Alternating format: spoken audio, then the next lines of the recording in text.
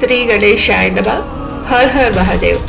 महाशिवरात्रीचे महत्व आणि आध्यात्मिक अर्थ खूप मोठा आहे, म्हणून आपण आज यामध्ये महाशिवरात्रीच्या उत्पत्तीबद्दल आणि त्या रात्रीच्या आध्यात्मिक फायद्याबद्दल सखोल माहिती जाणून घेऊया. सर्वप्रथम हे श्रवण करूया की ज्योतिर्लिंगाचा उगम कसा झाला आणि शिवाचे प्रगटीकरण कसे झाले. महाशिवरात्रीच्या मुख्य कथापैकी एक कथा म्हणजे भगवान शिवाचे प्रकाशस्तंभ म्हणून प्रकट होणे ही आहे.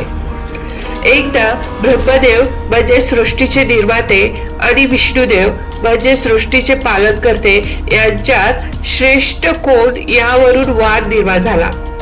त्यांचा अहंकार दूर करण्यासाठी भगवान शिव एका अथांग आणि अनंत अग्निस्तंभाच्या म्हणजे ज्योतिर्लिंगाच्या रूपात प्रकट झाले.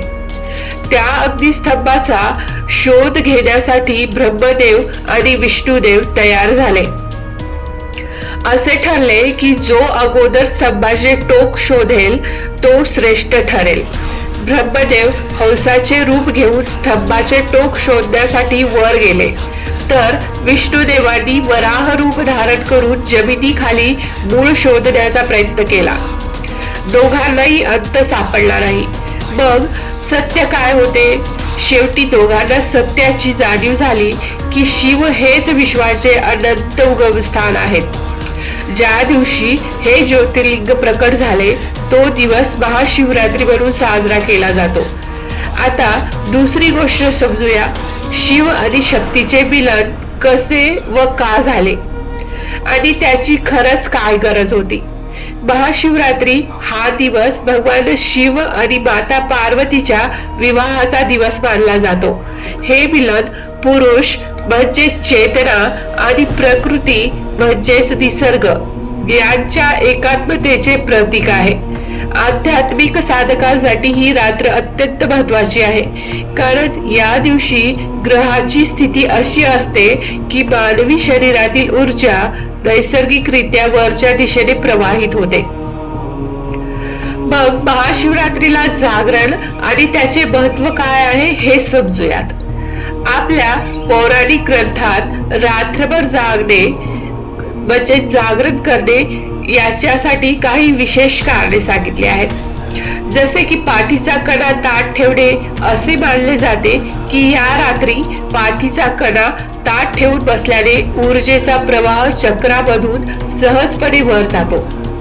अज्ञानाचा नाश ही रात्र जीवनातील अंधकार आणि अज्ञान दूर करण्याचे प्रतीक आहे. आध्यात्मिक लाभ. यामधून काय आध्यात्मिक लाभ होतो? ज्यांना कठीण विधी माहीत नाहीत त्यांनाही केवळ जागृत राहून आणि ध्यान करून या रात्री आध्यात्मिकतेचा लाभ मिळवता येतो. महाशिवरात्रीला कोणते विधी करावे आणि सर्व विधीचे प्रतीक काय आहे? तर ते बेलपत्र आहे. शिवाला बेलपत्र अर्पण करणे म्हणजे आपल्यातील 3 गुण जसे की रज, तम आणि सत्व त्यांना समर्पित करणे आणि मन शांत करणे हे आहे. अभिषेक का करावा? कारण शिवलिंगावर पाणी किंवा दुधाचा अभिषेक करणे हे आत्मशुद्धीचे प्रतीक आहे. महाशिवरात्री हा केवळ एक सण नसून स्वतःचे परिवर्तन घडवून आणण्यासाठी एक वैज्ञानिक आणि आध्यात्मिक संधी आहे.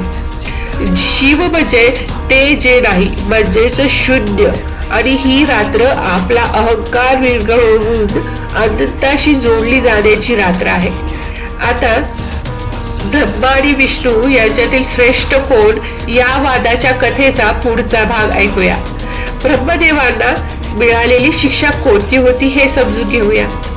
जेव्हा दोन्ही देव परतले तेव्हा भगवान विष्णूंनी नम्रपणे कबूल केले की त्यांना या स्तंभाचा अंत सापडला नाही. मात्र ब्रह्मदेवांनी खोटे सांगितले की त्यांनी या स्तंभाचे वरचे टोक शोधून काढले आहे. ब्रह्मदेवाच्या या असत्यामुळे भगवान शिव प्रकट झाले आणि त्यांनी ब्रह्मदेवांना शाप दिला की भविष्यात त्यांची पूजा केली जाणार नाही. म्हणूनच सृष्टीचे निर्माते असूनही संपूर्ण जगात ब्रह्मदेवाची मंदिरे नाहीत. याला अपवाद एकच आहे, ते म्हणजे राजस्थान मधील पुष्कर हे एकमेव ठिकाण जिथे ब्रह्मदेवाचे मंदिर आहे. आता ऐकूया प्रकाश स्तंभाचा अर्थ काय आहे, तसेच ईशान रूप म्हणजे काय आहे आणि त्याचा महाशिवरात्रीशी काय संबंध आहे. देवाचा अहंकार नष्ट करण्यासाठी शिव प्रथम या ईशान रूपात म्हणजेच अनंत प्रकाश स्तंभात प्रकट झाले. त्यांनी जाणीव करून दिली की ते विश्वाचे आदी आणि अंत आहेत. अनेकांना वाटते की महाशिवरात्री म्हणजे फक्त शिव पार्वतीचा विवाह, परंतु हा तोच दिवस आहे ज्या दिवशी शिव प्रथम या प्रकाश स्तंभाच्या रूपात प्रकट झाले होते. आता पुढे समजूयात की शिव आणि शक्तीच्या मिलनाचा वैज्ञानिक अर्थ काय आहे, तसेच शिव आणि पार्वतीच्या विवाहाची वैश्विक गरज का आहे. ब्रह्मदेवानी सृष्टी तर निर्माण केली होती. माणसे, प्राणी, डोंगर, नद्या सर्व काही होते. वृक्षवल्ली होत्या, वेली होत्या, पण त्यात उल्हासाचा म्हणजेच आनंदाचा अभाव होता. इंधनाची गरज होती. याची तुलना अशा एका यंत्राशीच म्हणजे मशीनशी करता येईल की जे तयार तर आहे पण त्यात वीज किंवा इंधन नाही. त्यामुळे संपूर्ण सृष्टी स्थिर आणि जड झाली होती. आदिशक्तीचे पुनरागमन होण्यासाठी या जड सृष्टीला गती देण्यासाठी ब्रह्मदेवानी आदिशक्तीची आराधना केली. आदिशक्तीने हिमालयाची कन्या पार्वती म्हणून जन्म घेण्याचे आश्वासन दिले आणि तसे त्यांनी हिमालय पर्वताच्या घरी जन्म घेतला. पार्वतीचा उद्देश केवळ शिवाशी लग्न करणे हा नव्हता, तर शिवाला त्याच्या अथांग वैराग्यातून बाहेर काढून पुन्हा सृष्टीच्या कल्याणासाठी आणणे हा होता. त्यांच्या मिलनामुळे शिवाला शक्ती म्हणजेच चेतनेला ऊर्जा मिळाली आणि सृष्टीचे चक्र खऱ्या अर्थाने फिरू लागले. पार्वतीच्या कठोर तपस्यामुळे शिव समाधीतून बाहेर आले. फाल्गुन महिन्यातील कृष्ण पक्षाच्या चतुर्दशीला त्यांचा विवाह संपन्न झाला. हीच ती रात्र आहे जिला आपण महाशिवरात्री म्हणून साजरी करतो, जी संपूर्ण विश्वात ऊर्जेचा समतोल राखते. चला तर मग आता आपण शिव आणि पार्वती यांच्या दिव्य विवाह समारंभाचा शिव आणि पार्वती यांचा दिव्य विवाह समारंभ कसा होता हे ऐकूया. भगवान शिव आणि माता पार्वती यांच्या विवाहाच्या घोषणेने संपूर्ण विश्वात आनंदाचे वातावरण पसरले होते. मानव, प्राणी आणि अगदी भूत पिशाचे यासारख्या अलौकिक शक्तीही सर्वजण अत्यंत आनंदी होते आणि कैलास पर्वतावरून निघणाऱ्या या विवाह मिरवणुकीत सामील होण्यासाठी सज्ज झाले होते. हे जाणून घेणे महत्वाचे आहे की भूत आणि पिशाच मिरवणुकीत का सामील झाले होते. यामागे एक रंजक कथा आहे. प्रभू रामचंद्राच्या विवाहाच्या वेळी या जीवांनाही मिरवणुकीत सामील व्हायचे होते, मात्र इंद्रदेवाने त्यांच्या भयावह रूपामुळे म्हणजेच कोणाला पाय नाहीत तर कोणाला अनेक तोटे आहेत, त्यांच्यामुळे लग्नात अपशकुन होईल या भीतीने त्यांना वज्राचा धाक दाखवून रोखले होते. त्यांचे दुःख पाहून भगवान शिवानी त्यांना वचन दिले होते की जेव्हा माझे लग्न होईल तेव्हा कोणालाही वगळले जाणार नाही. शिवाचा असा विश्वास होता की त्यांच्या मिरवणुकीत शुभ आणि अशुभ असा कोणताही भेदभाव असणार नाही. मग शिवाचे अनोखे रूप कसे होते हे समजणे खूपच महत्वाचे आहे. भगवान शिव लग्नासाठी कशा प्रकारे तयार झाले होते हे समजून घेऊया. लग्नाचा दिवस आल्यावर शिवाच्या गणांनी त्यांना नटवण्याचे ठरवले. दागदागिन्यांची समज नसल्यामुळे त्यांनी शिवाचा शृंगार आपल्या पद्धतीनेच केला. त्यांच्या जटांना वळण देऊन मुकुटाचा आकार दिला. डोक्यावर सापांना अशा प्रकारे बांधले की ते मुंडावळी म्हणजेच बाशिंगासारखे लटकू लागले. कानामध्ये 2 विंचू लटकवले. गळ्यात 5 तोंडी सर्पाचा हार घातला. अशा भयानक वेशभूषेतही शिवाच्या शरीरातून इतका दिव्य प्रकाश पडत होता की देवांनाही त्यांच्याकडे पाहणे कठीण झाले. हा प्रकाश सुसह्य व्हावा म्हणून एका गणाने स्मशानातील ताजी राख म्हणजेच भस्म आणून शिवाच्या अंगाला फासले. जेव्हा ही वरात राजा हिमालयाच्या राजवाड्यात पोहोचली तेव्हा तिथले दृश्य पाहण्यासारखे होते. सुरुवातीला अत्यंत देखणे आणि तेजस्वी देव आले, ज्यामुळे वधूच्या परिवाराला वाटले की नवरदेव खूपच सुंदर सजून आला असेल.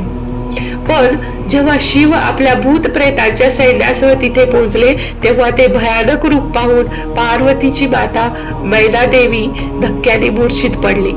त्यांनी आपल्या मुलीचे लग्न अशा व्यक्तीशी करण्यास स्पष्टच नकार दिला. हे संकट टाळण्यासाठी भगवान विष्णू, ब्रह्मदेव आणि इतर देवांनी शिवाला तयार होण्याची विनंती केली.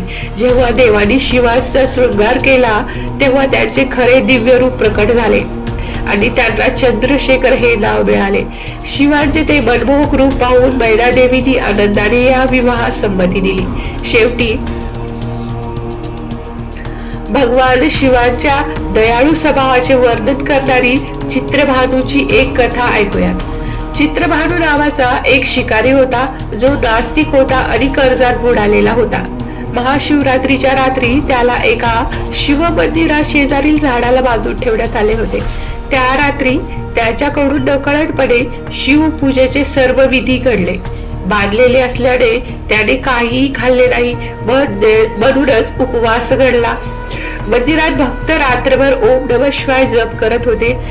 त्याच्या कानावर अशा प्रकारे नामस्मरणही पडले.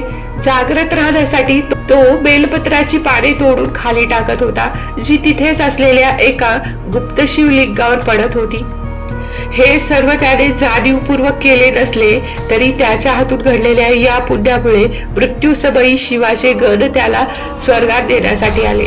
ही कथा हेच सांगते की जर एखादी व्यक्ती चुकूनही शिवाचे स्मरण करते तर शिव, जे भोलेनाथ म्हणून प्रसिद्ध आहेत, ते त्याला आपला आशीर्वाद देतातच. अशा प्रकारे महाशिवरात्रीची माहिती आणि त्याचे बद्दलचे महत्त्व आपण जाणून घेतले आणि तुम्हालाही या येणाऱ्या महाशिवरात्रीबद्दल अनेक शुभेच्छा. हर हर महादेव.